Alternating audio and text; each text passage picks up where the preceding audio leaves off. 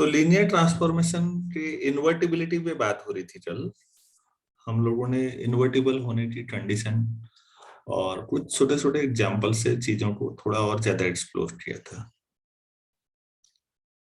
एक छोटा सा क्वेश्चन है और मुझे तो लगता है काफी महत्वपूर्ण है आपकी समझ बढ़ाने के लिए। अगर फाइनाइट डायमेंशनल वेक्टर स्पेस में लीनियर ट्रांसफॉर्मेशन हो तो क्या होता है, और अगर क्या इसका उल्टा भी सही है, इस पे सवाल है। मैं पहले क्वेश्चन लिखा देता हूं। If T and U are linear transformations on finite dimensional vector spaces V f such that tu equal to I, then so that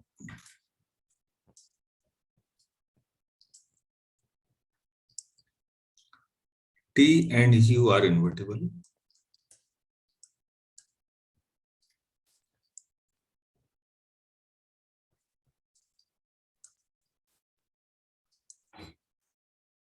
and T inverse equal to U। अब ये नेचुरल लगता है हमको कि तो लीनियर ट्रांसफॉर्मेशन है और T operation U T U equal to I आ रहा है, तो हमें लगता है यार दो लीनियर ट्रांसफॉर्मेशन का कंपोजिशन आइडेंटिटी आ गया, तो जाहिर सी बात है दोनों इन्वर्टिबल हैं और दोनों एक दूसरे के इनवर्स हैं। लेकिन बच्चों अगर ये फाइनाइट डायमेंशनल वेक्टर स्पेस नहीं है तो ऐसा होना जरूरी नहीं है। मैं इस बात को भी लिखता हूं गिवन एग्जांपल, इसलिए इनफाइनाइट डायमेंशन में बहुत गड़बड़ हो जाती है। That this may be false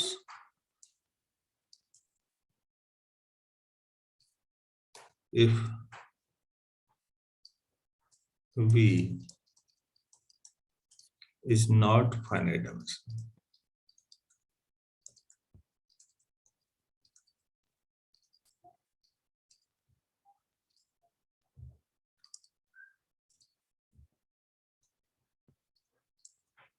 तो इस बहाने एक इनफाइनाइट डायमेंशनल वेक्टर स्पेस पे चर्चा भी हो जाएगी थोड़ा। तो पहला काम करना है, हमारे पास यू के कर्नेल में कुछ ले लेते हैं। Let it's belongs to kernel of U. तो इसका मतलब है कि यू की इमेज देखेंगे तो जीरो आ जाएगा। अगर आप टी ऑफ यू एट्स कर दें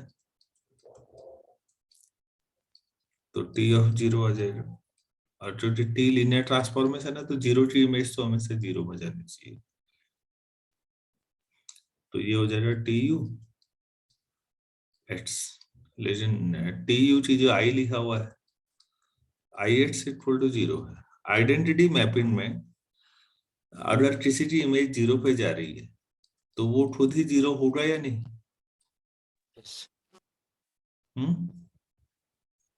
आइडेंटिटी में तो हर एलिमेंट फिट्स होता है ना, जो जहां पर है वहीं रहेगा, तो जीरो पे कौन जाएगा? जो खुद जीरो होगा। तो फिर कर्नेल ऑफ यू क्या बन गया? केवल जीरो वेक्टर। तो कल हमने बात की थी, इसका मतलब है कि यू इन्वर्टिबल हुआ या नहीं? Yes sir. You is non singular या इन्वर्टिबल, या फिर आप यू इज इन्वर्टिबल, क्योंकि कर्नेल जीरो आ गया। ये हमने कल भी पढ़ा था, उसी का एप्लीकेशन। ठीक हो गया। नाउ यू इनवर्स जो मैप होगा वो भी बी से बी में ही होगा, such that u inverse equal to I आ जाएगा। अब हम दिखाते हैं कि टी इन्वर्टिबल है।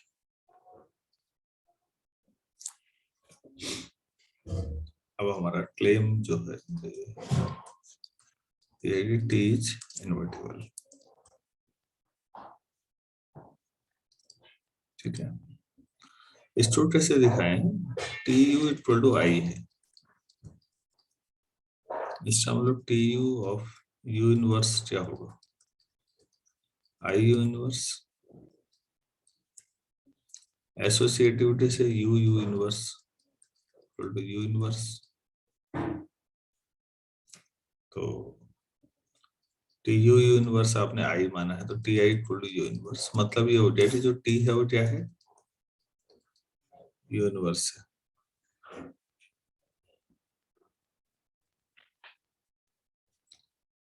तो फिर टी इनवर्टिबल हो जाएगा। Yes sir. भाई आप ऐसे सोचो ना, आपने क्या कहा था? सिंस यू यू इनवर्स आपने आई बोला था और यू इनवर्स हो गया टी, तो मतलब ये हो जाए U T equal to I,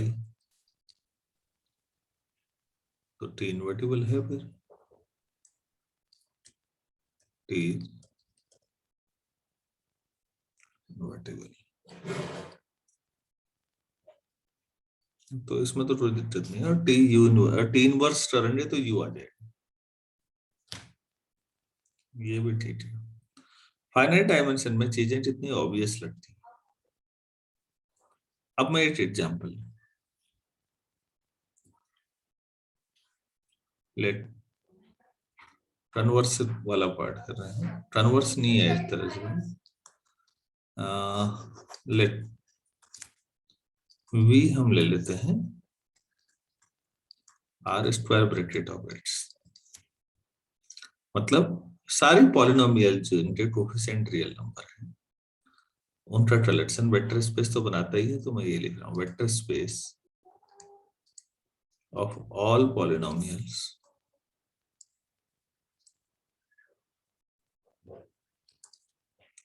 over are.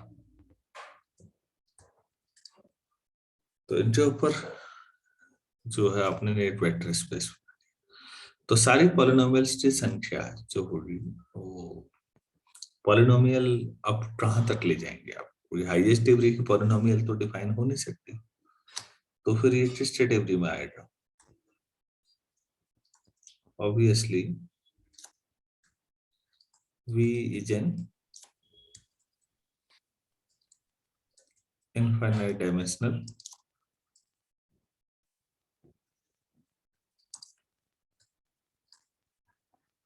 vector space over R। ठीक है, अब इसमें आप ऑपरेटर, लीनियर ऑपरेटर डिफाइन करिए। तो लेट अस डिफाइन, तो इनफाइनाइट कितना अलग चलता है ये बताने के लिए टी डिफाइन करते हैं V to V such that T कोई भी पॉलिनोमियल ले लीजिए, तो ऑपरेटर ये वाला है D by D x of F x. Derivative linear operator होता है या नहीं होता बच्चों? आप जब होता है sir.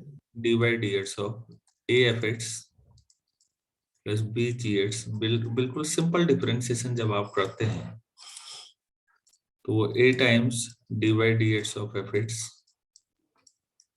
Plus b time d by D x of g x आता है ना? यस।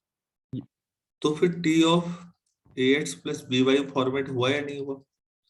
ए T x plus b T Y type का। अब सोचो इन जनरल लीनियर ट्रांसफॉर्मेशन होता है, यहाँ पर जो टी है एक्चुअली वो डेरिवेटिव ले लिया मैंने।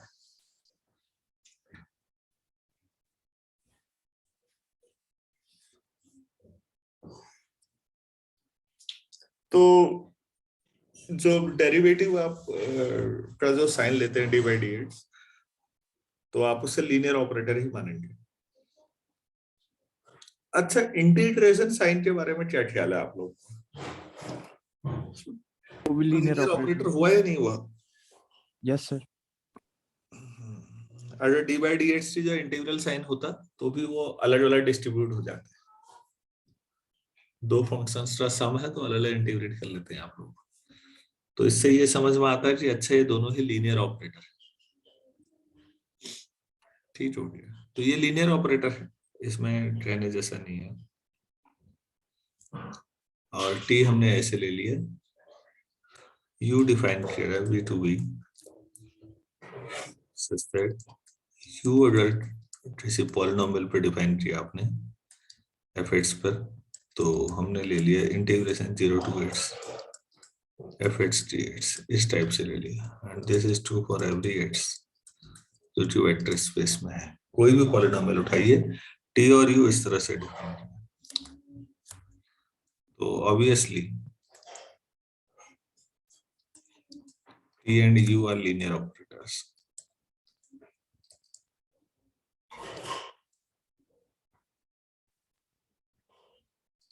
ठीक है, ये लीनियर ऑपरेटर हैं, अभी बात हुई थी तो मैं नहीं कर रहा हूं। नाउ टी यू अगर कंपोजिट अगर किसी पर ऑपरेट हो जाए तो देखते हैं क्या होता है। तो इसका मतलब है T of you of F x, तो ठीक है, टी तो ठीक है, यू एफ एक्स आपने अभी लिखा है, तो उस हिसाब से 0 to x F X T x. अब इसका टी ऑपरेट कर ले रखा है, तो क्या होना चाहिए आप सोचिए तो।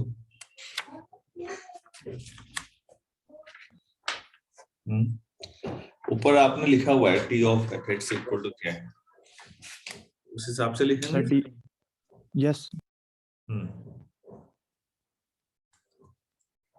D by D x of 0 to x F X T X, तो फाइनली क्या आ जाएगा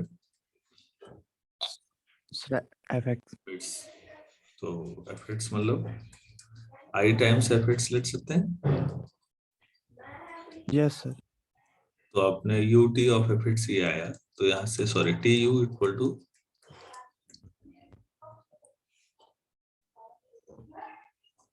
तो टी यू ये आया, but T is not invertible.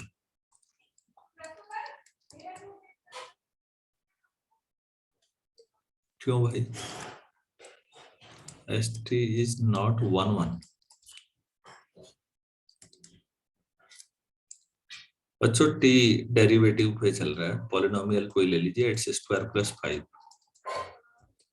तो डेरिवेटिव क्या आएगा 2x, एक्स स्क्वायर प्लस 7 ले लूं, अब डेरिवेटिव लूं तो तब भी 2x। हाँ मतलब समझो ना, एक्स तो डेरिवेटिव जो है एक्स स्क्वायर प्लस 5x को अगर आप टी के अंदर लेंगे तो उसकी में 2x पे जा रही है, और बल्कि एक्स स्क्वायर प्लस कोई भी कांस्टेंट ले लीजिए वो सब 2x पे जाएंगे, तो टी कैसा लीनियर ऑपरेटर है,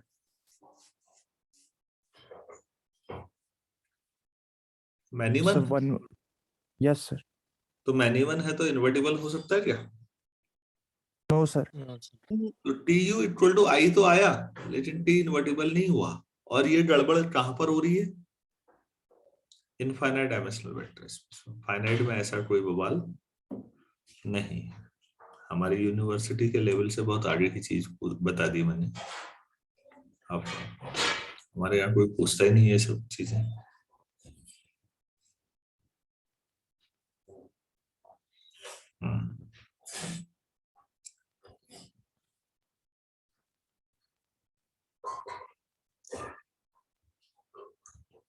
अगर फाइनाइट डायमेंशन है तो दिक्कत नहीं है, आपने ड्रॉ किया, लेकिन इनफाइनाइट में दिक्कत है, इनफाइनाइट में हम नहीं कह सकते।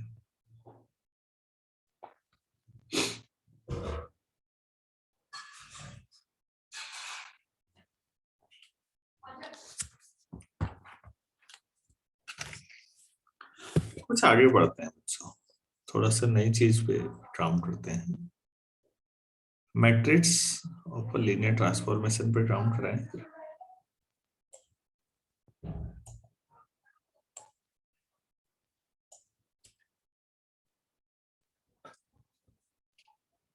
लीनियर ट्रांसफॉर्मेशन तो ठीक है, अब मैट्रिक्स का इंट्रोडक्शन करते हैं लीनियर ट्रांसफॉर्मेशन।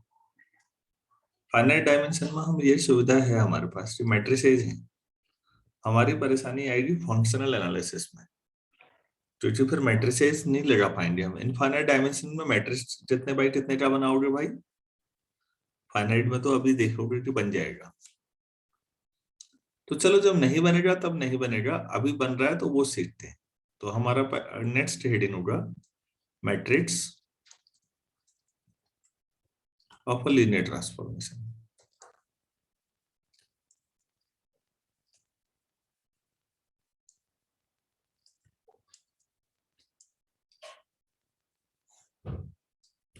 तो जैसे लीनियर ट्रांसफॉर्मेशन का मैट्रिक्स क्या होता है, चलिए देखते हैं और कैसे बनाते हैं हम इसको सीखते हैं। बहुत आसान है। पहले मैं थोड़ा सा थ्योरेटिकल बातचीत कर लूं और उसके बाद फिर न्यूमेरिकल से सिखाऊंगा। तो मैं दो फाइनाइट डायमेंशनल वेक्टर स्पेस मानता हूं, late VF and WF V2 finite dimensional vector spaces such that dimension भी n मान लीजिए एंड डायमेंशन WM मान लीजिए। एक n डायमेंशनल मान लिया, m डायमेंशनल मान लिया, तो जाहिर सी बात है दोनों के बेसेज भी होंगे। तो let beta equal to V1 V2 Vn, ये बेसिस हो गया beta, Bn ordered basis of V,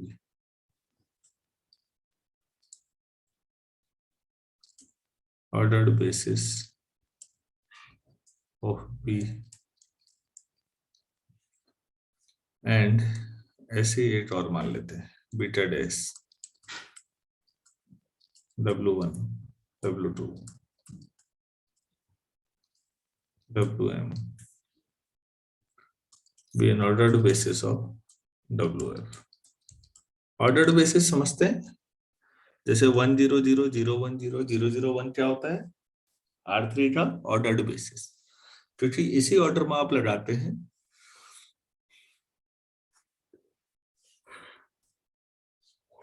तो आपको IJT मिलते हैं। मैट्रिक्स में रो कॉलम आपको दिखते हैं। अगर आगे पीछे करेंगे थोड़ा ऑर्डर गड़बड़ा जाएगा।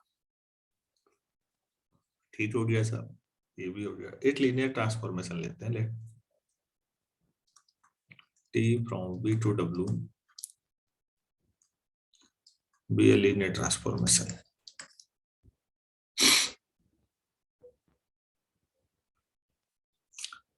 तो कोई भी अगर V वेक्टर मानेंगे तो उसकी इमेज W के अंदर आएगी। मेरे ख्याल से इसमें तो कोई दिक्कत नहीं है, ठीक है। लेट कोई ले लेते हैं VJ किसका वेक्टर है? J। तो यहाँ पर J कहां से कहां तक जाएगा? 1 से लेकर n तक। मान लो VJ कोई बीटा वेक्टर है, तो फिर बच्चों ये बताइए T ऑफ VJ कहां जाएगा?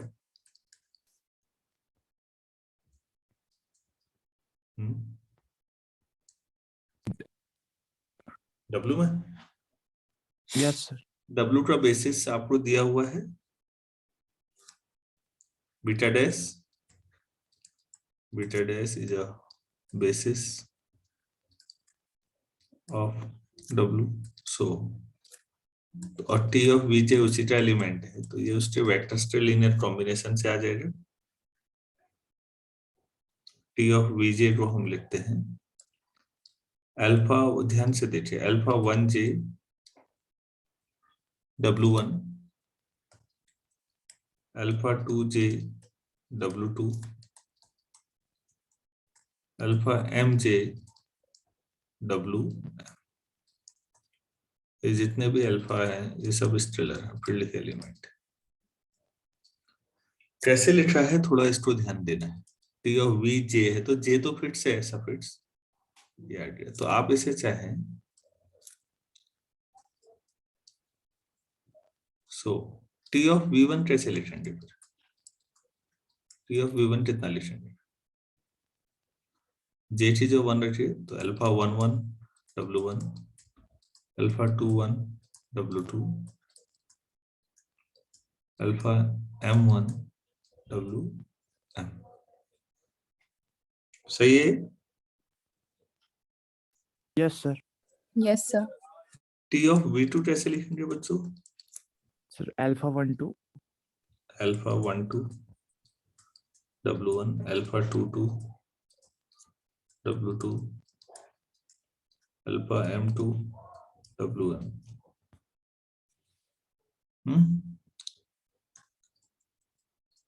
ऐसे चढ़ते रहे तो लास्ट में T of Vn 1n W1, alpha 2n W2,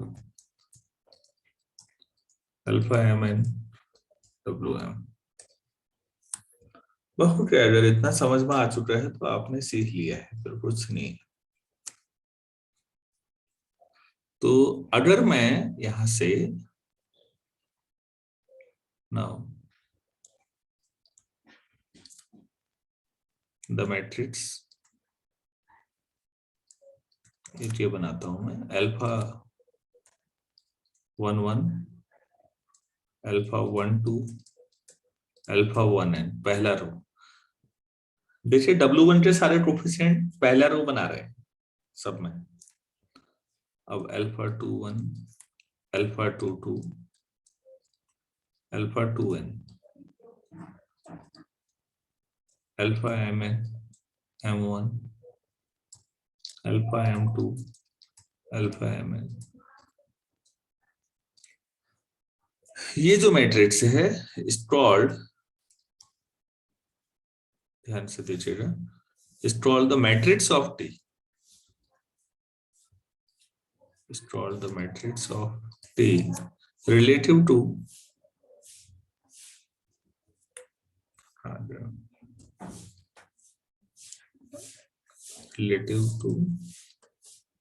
ordered basis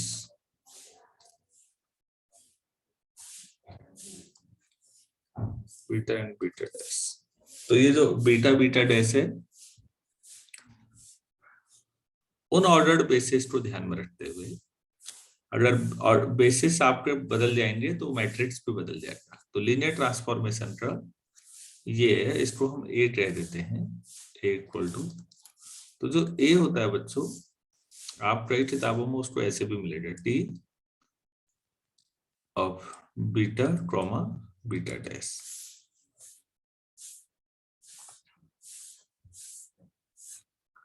तो ये जो है टी किस ऑर्डर का मैट्रिक्स है जरा देखिए तो, here T beta beta dash is m by n matrix है या नहीं?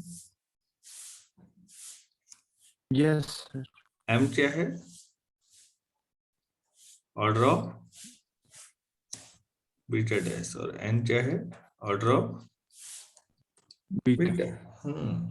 उल्टा आ रहा है, बीटा से बीटा डैश में आप ले गए ना मैपिंग। ट्रांसफॉर्मेशन जब आपने ट्रांसपोज लिया है ना मैट्रिक्स बनाते समय, कई बार ऐसा भी होगा कि दोनों साइड एक ही बेसिस है, एक ही वेक्टर स्पेस में, beta equal to beta dash, तो फिर हम ए को खाली टी ऑफ बीटा लिख देते हैं। कई बार ये लिखा हुआ मिलेगा।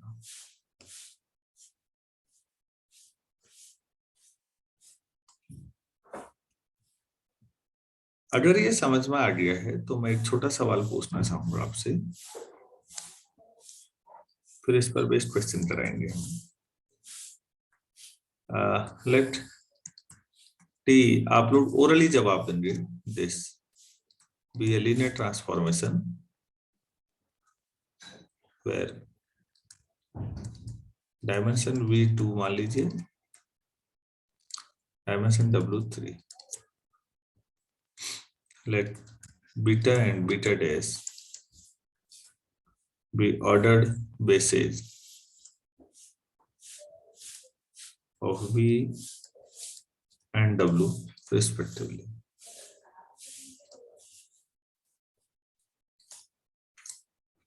तो मैं क्वेश्चन पूछ रहा हूं, what is the order of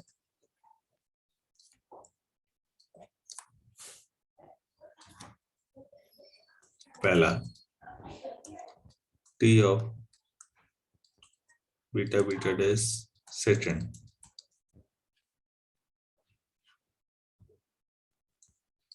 T of beta. चलिए पहले इसको बताइए, पहले का ही बताइए, फिर सवाल सोचते हैं। 6 अरे भाई मैट्रिक्स आएगा ना। Yes, sir. 3/2. से 2 3 by by 2 3.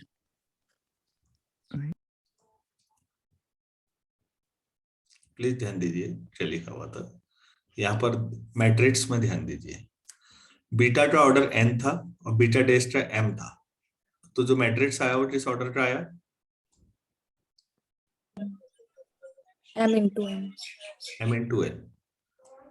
तो यहाँ पर 3 into 2 आना चाहिए कि 2 into 3? अब पहले में आंसर 3 into 2. So 3 into 2. बस हो गया। अब हो गया, मेन सवाल समझ में आ गया, तो ज्यादा करने की जरूरत नहीं है, वही सवाल घुमा रखे। तो अब आसानी से हम बेसिस अगर मिल जाए तो लीनियर ट्रांसफॉर्मेशन को मैट्रिक्स फॉर्म में रिप्रेजेंट कर सकते हैं। हम अब मैट्रिक्स का जस्टिफिकेशन पे आ चुके हैं। काफी महत्वपूर्ण सेक्शन है बच्चों, इसको हम लोग 8:05 से स्टार्ट करेंगे। चलिए अभी इसको रोकते हैं।